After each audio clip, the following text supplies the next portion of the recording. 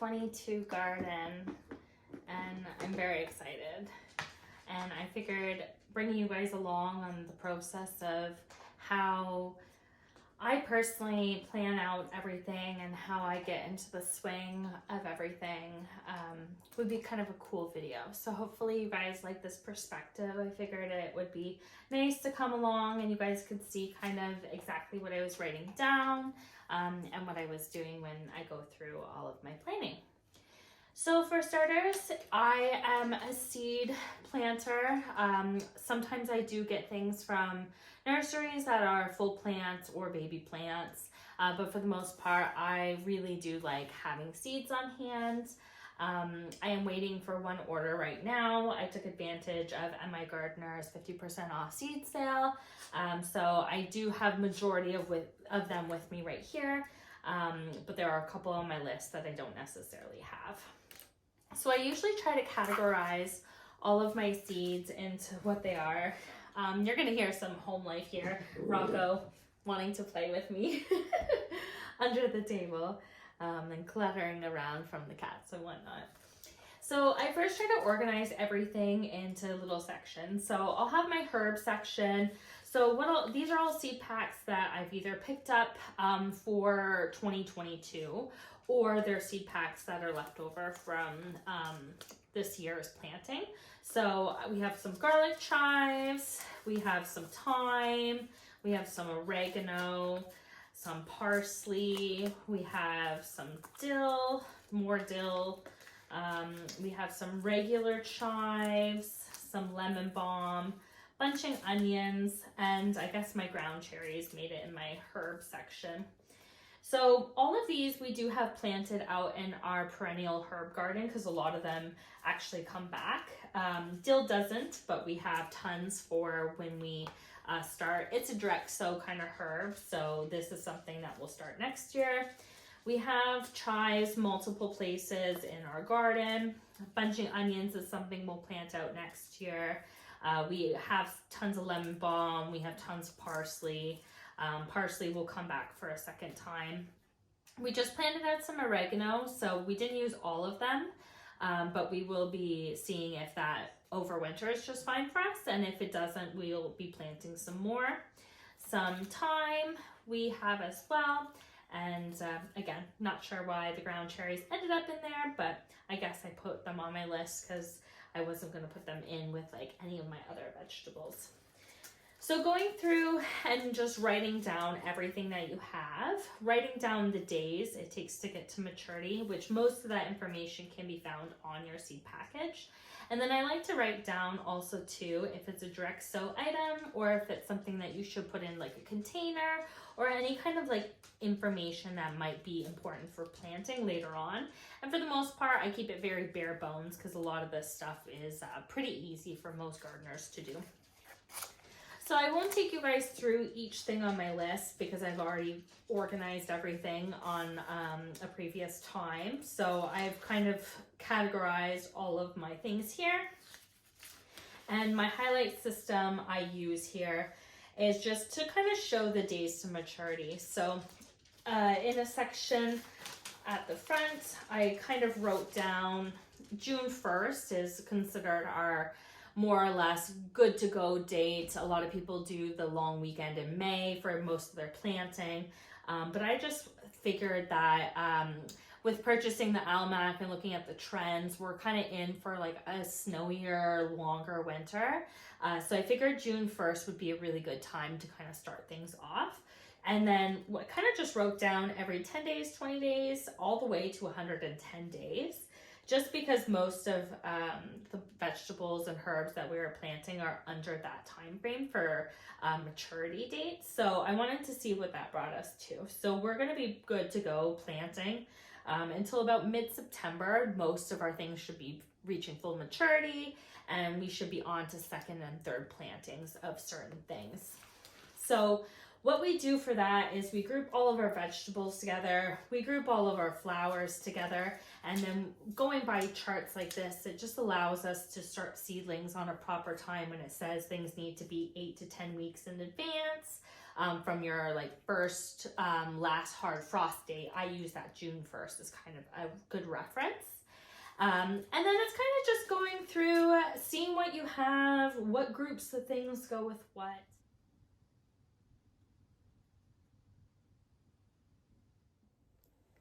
Brought you guys in a little bit closer so you can kind of see what we're sketching out here.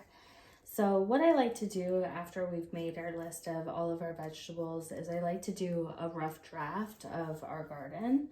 So I know that this isn't going to be like to scale, but that's not really the point of this.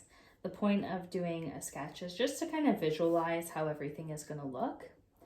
I'm a very visual learner. I like to write things down. That's why I like the color-coded system, because looking at your list, it's important to see the staggering of maturity, especially in things like tomatoes, for example. You might be doing a bunch of different varieties of tomatoes. So having, I guess, the knowledge of which ones are going to last a little bit longer in your garden, knowing which ones are going to be the first picks are important, just because you can, I guess, use that to your advantage if you don't want your entire harvest to come all at once, or if you do, you might want certain varieties to come together if you're making them into like salsas or something like that.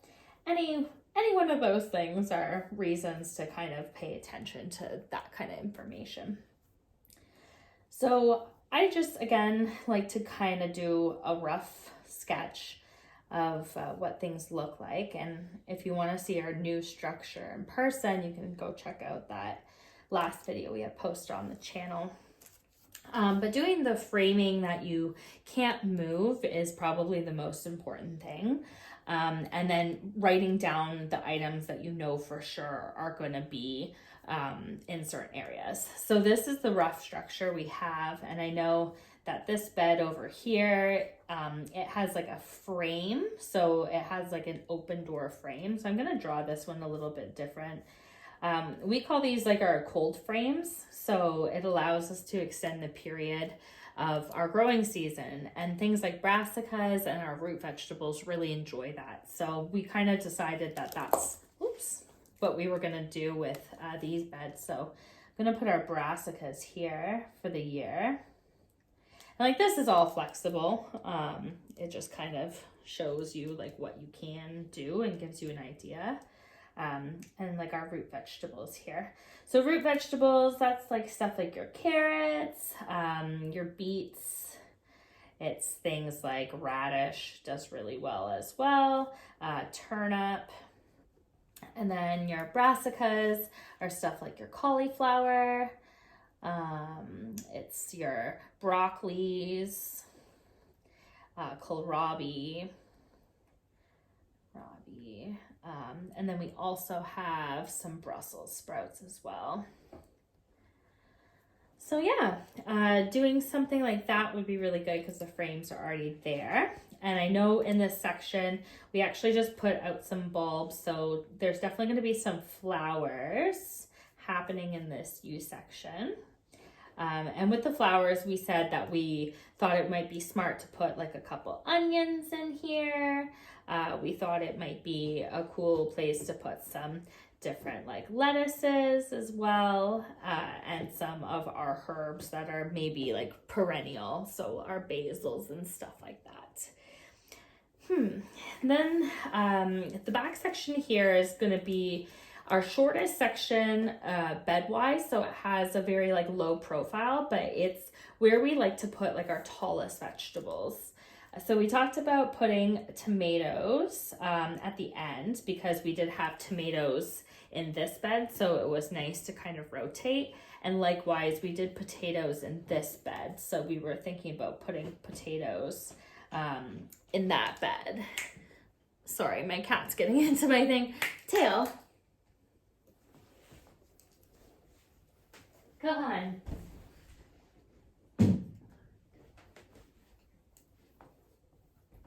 She's getting into my camera bag, and I didn't want her in my camera bag.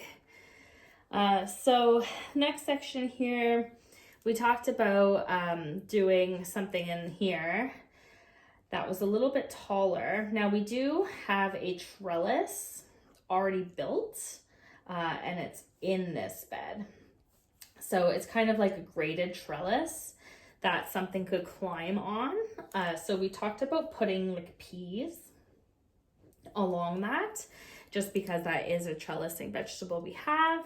But then using this section here, putting stakes, which would allow us to put some kind of temporary barrier, because we thought corn would be a good section for that, because it's really tall. And previously our corn was over here. And since we're going to be using that for the root bed, we definitely want to have it a little bit more back, just because it made more sense to not have our view disrupted. Another thing that gets pretty tall too is cucumber. And right now we have an A-frame that's kind of laid over top of this back bed. So cucumber would be something that we could put here. Also too, underneath the cucumber, since the cucumber would be going up the trellis, we could put our bush beans, just because we don't have, we're not doing a trellising variety of beans. We decided for next year, we like the bush bean flavor wise, so that's what we're gonna stick with. And then of course we could put any extra peas or something there as well. We talked about doing at these front sections something that was a little bit lower. So something that we could do on this side here would be all of our garlic, because we took apart our cloves and we had over 130 of them. So that would be something that would keep a low profile, and something that we could mimic likewise on the other side would be our onions. Now our onion bed didn't get a great harvest, so we definitely want to make sure that we can cover these beds, and they're kind of like a medium profile. So maybe doing some kind of like netting would be really smart here, just so that we could make sure we get a harvest. And I think likewise with the garlic, it might be nice to do some kind of netting, because I think they can be affected by the same fly that got into the onions that we have. And for long storing, you want to make sure that everything is pretty good. Now we did plant a couple flowers at the front section here on these squares. And that was just because we wanted some color immediately, and we had some put into that U section, and we just had a couple extras, so we put them at the front. But I think in these sections, we're going to either be putting our peppers or like cherry tomato varieties. And we had talked about, since we shortened up these beds, we have sections now where we could put in our planters. So even putting in some of the peppers or some of the cherry tomatoes in like those fabric planters might be a smart idea for that section too. And that pretty much covers everything. That's why I think it's really helpful to kind of organize everything. So we have, going back to here, our herbs already have a section. Lettuces are going in that U. Onions have a whole bed. Oh no, squash. We'll have to find a home for squash. That's okay. We can have a home for that. Brassicas have a home. The root vegetables have a home. The cucumbers have a home. The corn have a home. Peppers, tomato. Maybe actually in this back section here, that's where we could put some squash. So I'll put an asterisk here, and we'll put squash there, because it's one of those things that could trellis and go underneath. I just would want to make sure that our bush beans have enough room, but bush beans are also something that in this section here or in this section here, once the garlic is done in June, we might still have a second planting where we could put our bush beans down in this section too. There you go. That is why you go through your sections, to make sure that you have everything. Just because playing around with this, you kind of realize where your space lies or where it doesn't lie, and you're able to kind of organize everything. So I'll take you outside and we can look at what this looks like in real life.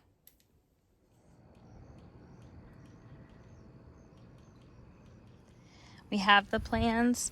We have a couple fabric bags to show you what we mean, and we have the garden. I feel like a contractor having all of my, notes here with the pen and going through and checking everything off, but this just shows you kind of a visual, and I brought out the fabric bags to get more of a sense of how many we could do in this front section. Even doing them in a semicircle might be really nice, and kind of tie in what we have planned for the front entrance here. But it would be really cool just because everything I think is just a better height, allowing for the short things like garlic in this bed and onions in this bed. Like, they're not going to get much higher than what we already have, which are these beets here. And then having this section here with some flowers in these tiny boxes, and having some more mid-sized peppers and cherry tomatoes. Having these bags here, I think, will really complement how much we've, I guess, diminished the garden space here at the front. Then having this kind of main focal point, and as you can see, it's already starting to fill up with some sprouts. We just have some radishes and some Swiss chard in here right now because those are cold weather veggies, but we just planted some bulbs in the corners, so we'll have some earlier flowers in this middle section here. And then these were the framings that I told you. We've started a compost pile in here because we will be filling this up with soil almost to the brim. And then in this section here, we also put the frame on just because we took down the dill forest, we took down the peppers, and the carrots could survive with having the framing. So it's really cool to kind of see everything put into action. So this will be the brassica bed, and then the roots will actually go over that section once we fill it out. And the cool thing is, as soon as the snow hits, these will actually be covered with a vapor barrier. So we'll be able to extend the period that we have in this bed and the period that we have in that far bed. We'll be able to extend that growing period. So as mentioned, this is like the shorter style beds, and just because they're a shorter style bed doesn't mean we're gonna always have short vegetables here. So that's something to consider. It's just easier to work on these taller beds because we are gonna be putting shorter vegetables. This traditionally would be exactly the height of everything that we put in here. Anything a little bit taller is gonna run out of room. It's not going to have like its full growing capacity. So you can see where the soil level is. It's just at the top line. And then this secondary part is just like the framing for the actual openable things. So yeah, in the back here, go to our handy dandy chart. It's going to be tomatoes, potatoes, corn, some peas on this trellis, and then the A-frame. So pretty exciting stuff here, folks. I think now that you've seen the plan on paper, now that you've seen and heard the plan with a little bit of a walkabout, you'll be able to visualize a little bit more what we have in store for 2022. And I hope you guys follow us along and enjoy.